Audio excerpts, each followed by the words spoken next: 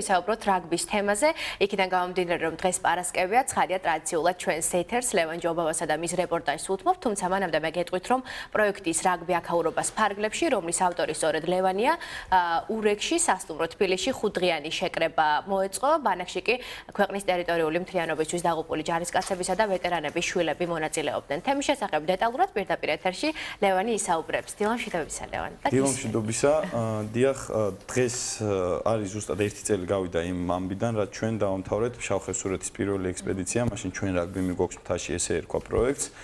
და 1 წლის თავზე, მიხარია, რომ ესეთ ბანაკს მოვაბით თავი, ამ ბანაკის იდეა გქონდა.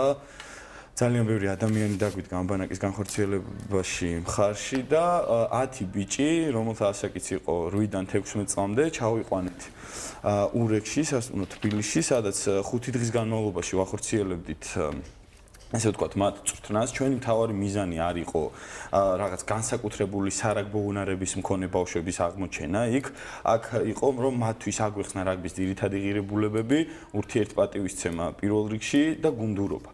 მათ ეს შეძლეს, წესები იყო მკაცრი, ჩემთან ერთად მუშაობდა რაგბის კლუბი გორისჯიქის უმაღლესი ლიგის მოთამაშე, შაკო დიდებულიძე ბავშვებთან ერთად და ასევე რაგბის კლუბი გორისჯიქის მწვრთნელი გიორგი ჭინჭარაული, მადლობა ამ ბიჭებს დახმარებისთვის, ძალიან ბევრი რაღაც ვისწავლე მათგან და ბავშვებს ჰქონდათ ძალიან მკაცრი რეჟიმი, დისციპლინის დარღვევა ისჯებოდა კვების გამოტოვებით, ან ზღვაზე ჩასვლით და წყალში არ შესვლით.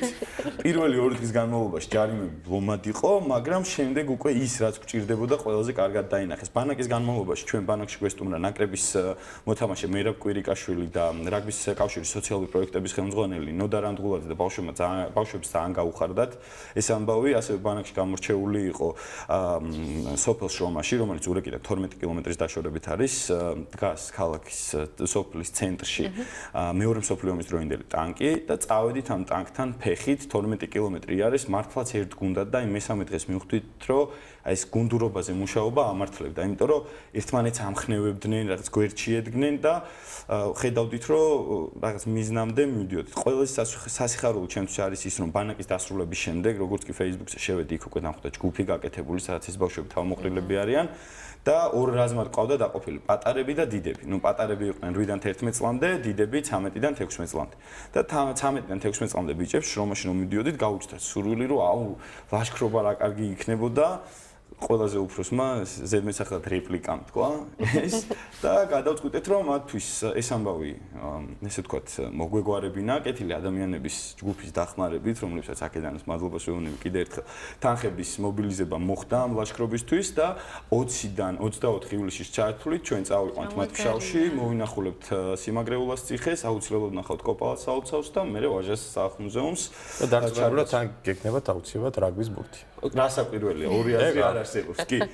და ის რეპორტაჟი, რომელსაც ახლა ჩვენ ნახავთ, ეს არის ბოლო დღის ამსახველი რეპორტაჟი და ზუსტად ასახავს იმ რეჟიმს, რომელი რეჟიმიც ჯობა, სანამ რეპორტაჟს ნახავთ, მანამდე არ შემიძლია არ კითხო ერთ რაღაცაზე, იმიტომ რომ Facebook-ზე ვნახე ვიდეო, სადაც ერთ-ერთი ბავშვი მოზარდი ამბობს, რომ ზედმეტად სამართლიანი ხარ. რა იგულისხმება ამას? ეს არის სიმონა.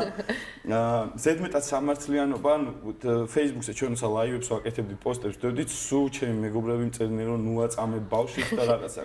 20 წლამდელთან ნაკრებთან ერთად როდესაც ვიმყოფებოდი მენტალური გამძლეობის კურსზე, ეს იყო მანავის და მუხროვანის სამხედრო ბაზაზე, იქაც ძალიან ბევრი რამე ვისწავლე, როგორც მწვრთნელებისგან, ასევე ინსტრუქტორებისგან და მთელი პროგრამა აგებული იყო იმაზე, შენ რომ გგონია, რომ აღარ შეგიძლია და დაიღალე, მაშინ უარესი დატვირთვა იწყება.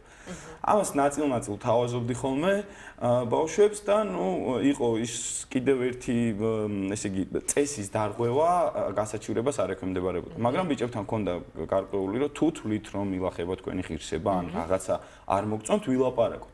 მართლაც სამართლიანი იყო და სიმონა, რომელიც ამბობს, რომ ნამეტანი სამართლიანი ხარ, სიმონაც ერთ-ერთი დასჯის მერე იყო ძალიან ისე დაღლილი რაღაცა და მე წავიდა ლაპარაკი, აი რა უნდა ეთქვა, ვერ მოიფიქრა და არც გული დამწყვიტა და თან თავისი სათქმელიც ჩართო ძალიან. ისე საინტერესოდ ყვები ამ ყველაფერს, რომ ძალიან გვინდა რომ რაც შეიძლება სწრაფად ნახოთ ის რეპორტაჟი, რომელიც შენ მოამზადე ჩვენი დარამაყურებლისთვის, ხო? კი ბატონო, ნახოთ რეპორტაჟი.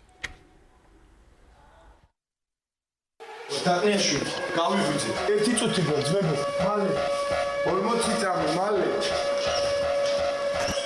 იوارჯიშო დღეს? დია.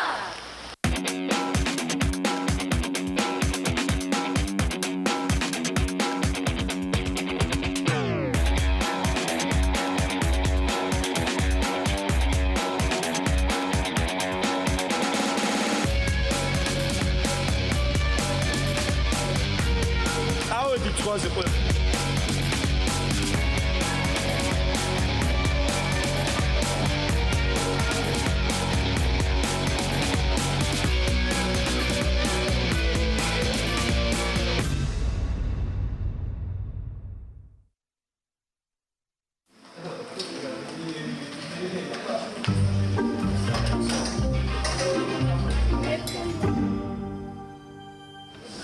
ყველა ვარ?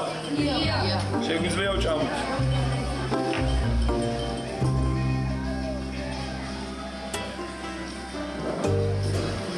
აბა, სასიამოვნო დასვენება ბიჭებო.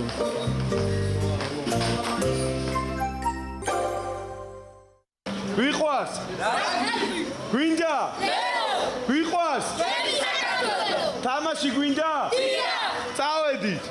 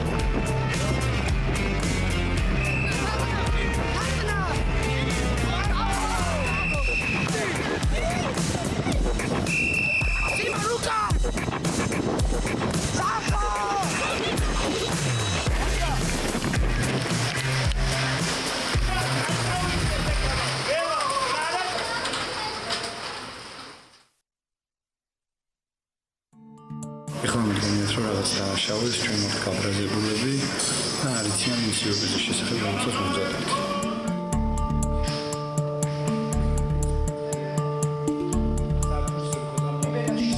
ეს იყო ბოლო დღე და მინდოდა რომ ეს დღე რაღაც დასამახსოვრებელი ყოფილიყო რა. რაც არის ეგ მიიღებთ იმას რაც გეკუთვნის. დროზე წამოვიდა აქეთ. ეს არის სამდელების და დიდი მორაგბეების მე გამოსაძლებელი საჭიროები გავდექით და დაიგებ ყველას. აუ გაიძაბეთ ხო ეგონათ ხო? გაიძებთ ხო? ეს უკუნას დაში. აჰა, შორტი დავიწყო.